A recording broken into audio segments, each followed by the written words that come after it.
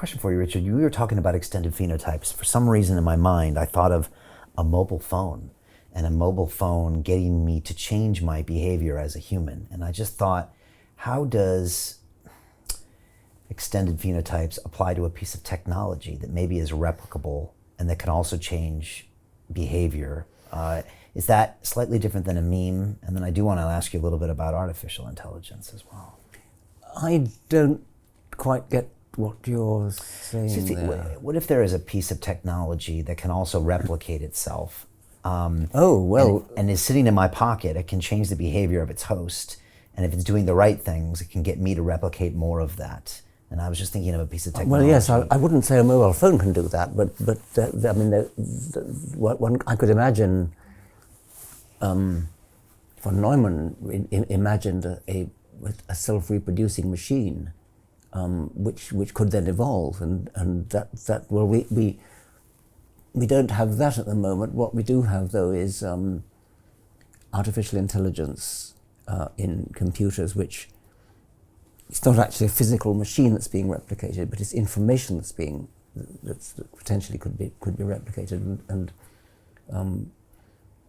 yes, I mean, I think it's interesting, and some people regard it with fear, other people with enthusiasm. And you think a human can be one day recreated in a piece of technology?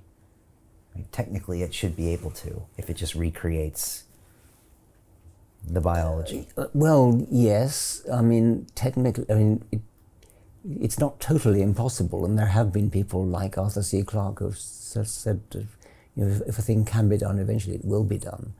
I think if you're talking about downloading a human brain into a computer, I think we're a long way from that.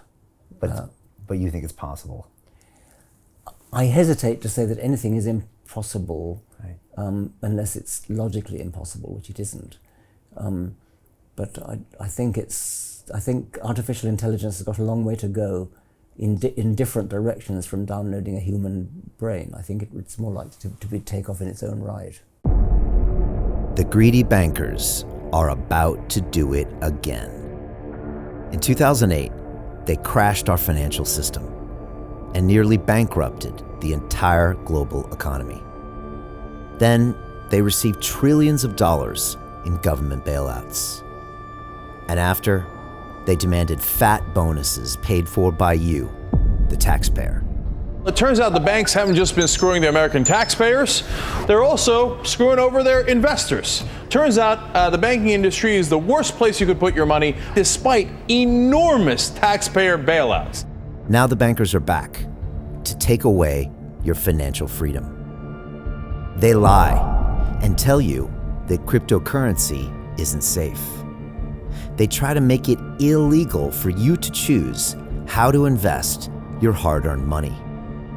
They lie and say cryptocurrency is used by money launderers and criminals. But look at the record. It's the banks themselves that launder hundreds of billions of dollars every year to the biggest criminal operations in the world. Leaked documents have revealed how some UK banks have helped criminals, money launderers and Russians under sanctions. American authorities discovered that the Sinaloa cartel moved $881 million through HSBC accounts as bank officials turned a blind eye to the illegality. The bankers lie and say cryptocurrency is not a real investment. Meanwhile, the smartest CEOs in the world are buying billions and billions of it. The truth is that banks lie about cryptocurrency because it makes them scared. The banks take $9 trillion per year of your hard-earned money, and they are worried that they will finally be exposed. They're scared because crypto means they can no longer control your money, which means they can no longer control you. They are scared because you might actually understand your money and intelligently decide what to do with it. Now is the time for us to come together, fight back, and take control. It's time to educate ourselves, our families, and our communities. Because financial education means financial freedom. We know that cryptocurrencies will help us build the new decentralized financial system of the future. A banking system that is of the people, by the people, and for the people. A banking system where access to finance is a fundamental human right. A banking system that is free and fair and welcomes all humans on this earth. The DeFi revolution is happening. We, the people, can no longer be fooled. We choose to take control of our finances. We choose to take control of our freedom. We choose to take control of our future. Join us, and let's take back our financial freedom forever.